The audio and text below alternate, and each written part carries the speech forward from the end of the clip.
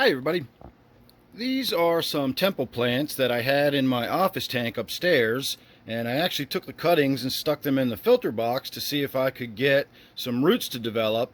And now that they have, I actually want to try something different. I tried this before, but I didn't have any success because I didn't really pay that much attention to it. But what we're going to do today is we're going to take those temple plants and we're going to put them in some of these cheap little planters with some of this potting mix and see if we can't get them to start rooting and growing terrestrially. I'm going to keep them out of the tank and just see if I can grow them as houseplants next to the tank simply by watering the soil just like I would with any other plant.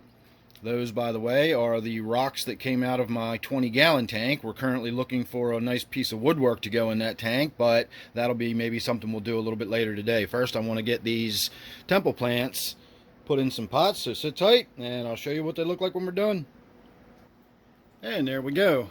So nothing too terribly complicated. I just put them in some planters with a little bit of potting mix, got them watered in. I did it as gently as I could since they already have roots developed, so I put a little bit of mix at the bottom.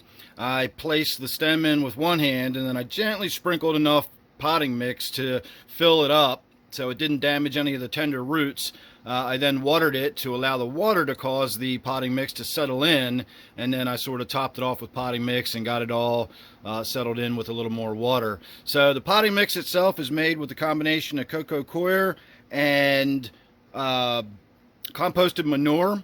So it's fairly nitrogen rich, but it's not really complex. It's just got some basic NPK nutrients in it. So I'm not really sure what the feeding needs or requirements of the temple plant is. It always did pretty well in my fish tank, so I know it needs plenty of nitrogen. As far as the trace minerals, though, I don't know. But I do have a pretty good plant food that I'll be feeding it with, so I don't think we're going to have any issues with my temple plant. So look forward to some of this being near my new waterfall whenever we get around to getting that constructed.